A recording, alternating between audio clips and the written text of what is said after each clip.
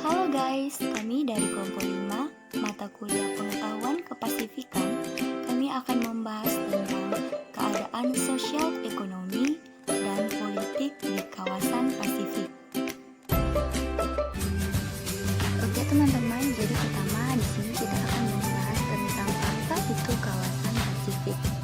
Jadi kawasan Pasifik, terutama Asia Pasifik, adalah wilayah yang mencakup pesisir pantai Asia Timur, Asia Tenggara, dan Australasia di dekat Laut Pasifik, ditambah negara-negara di Laut Pasifik, yang termasuk Oseania. Walaupun deskripsi geografis kurang tepat, istilah Asia Pasifik menjadi dikenal pada sekitar tahun 1980-an, sewaktu pertumbuhan ekonomi pada wilayah heterogen ini dalam hal perdagangan saham, perdagangan umum, dan bentuk lain dari interaksi ekonomi dan politik menjadi topik pembicaraan.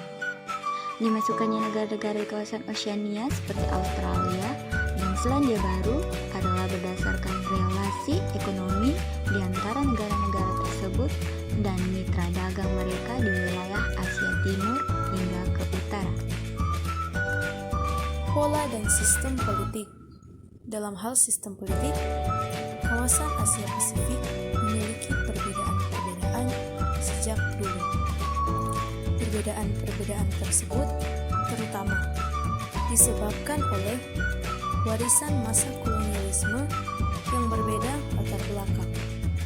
Akan tetapi, secara umum, sistem politik di Asia Pasifik memiliki bentuk dominan otoritarianisme. Pertumbuhan ekonomi yang pesat di beberapa negara, terutama dengan munculnya negara-negara industri baru, telah mengabaikan masalah-masalah demokrasi dan penerapan hak asasi manusia. Misalnya, dengan tidak adanya jaminan bagi kesejahteraan buruh, demokrasi politik, minimnya upah buruh, hak-hak kaum perempuan, dan sebagainya. Wajah lainnya negara-negara di kawasan adalah neokolonisasi, tidak saja dalam bidang politik, tetapi lebih pada bidang ekonomi dan budaya. Hal ini terlihat jelas dari semakin umumnya diterapkan pola-pola kebudayaan Barat di hampir semua kawasan. Bentuk-bentuk konstruktif dan destruktif. Dalam perkembangannya, regionalisme di ASPU sudah mulai dapat terwujud, terutama ditunjang oleh faktor-faktor konstruktif, yaitu meningkatnya interdependensi. Interdependensi dalam bidang politik dan ekonomi melahirkan kesadaran bagi negara-negara ASPAS untuk lebih mewujudkan regionalisme di kawasan.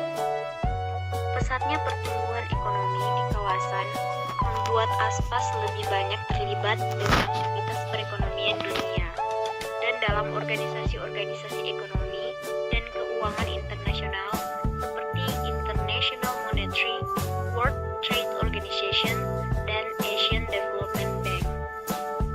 Dalam proses pembangunan yang menghasilkan peningkatan ekonomi, negara-negara di kawasan seringkali mengabaikan faktor-faktor non-ekonomi seperti keterbukaan politik, demokratisasi yang banyak disorot oleh dunia internasional.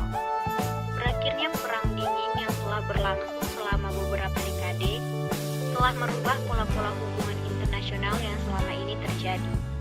Konsekuensi dari berakhirnya Perang Dingin adalah dimungkinkannya negara-negara untuk secara terpisah mengadakan kerjasama tanpa harus terikat dengan pola-pola bipolar yang selama ini terjadi. Munculnya blok-blok perdagangan dan regionalisme baru. Yang sangat dikhawatirkan adalah jika regionalisme baru di Asia Pasifik akan berubah menjadi blok perdagangan yang proteksionis. Ketakutan ini disebabkan oleh adanya pasar intraregional yang lebih bebas yang diwarnai dengan munculnya kebijakan-kebijakan yang membatasi keikutsertaan negara-negara di luar kawasan.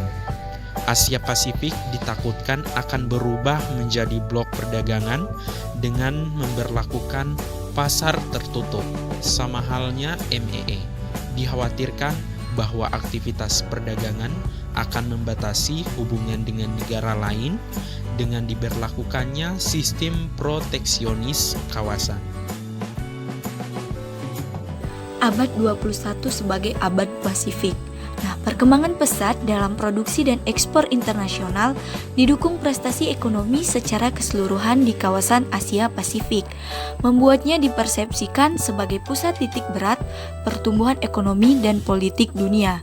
Pada akhir tahun 1980-an, muncul istilah abad Pasifik untuk menggambarkan pusat kekuatan ekonomi dunia yang telah bergeser dari kekuatan nuklir, militerisme, dan peran Amerika Serikat di Asia Pasifik. Perang nuklir terbatas dimulai sebelum New Militaris mengambil alih. Korea Selatan dan Okinawa memiliki tentara khusus atau marinir di seluruh kawasan untuk persiapan mengadakan serangan balasan. Di lain pihak, negara-negara sekutu menyediakan batu loncatan penting bagi para New Militaris untuk memproyeksikan kekuatan ke setiap sudut komando Pasifik yang sangat luas.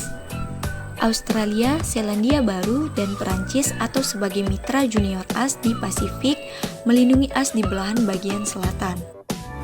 Masa depan negara kita terletak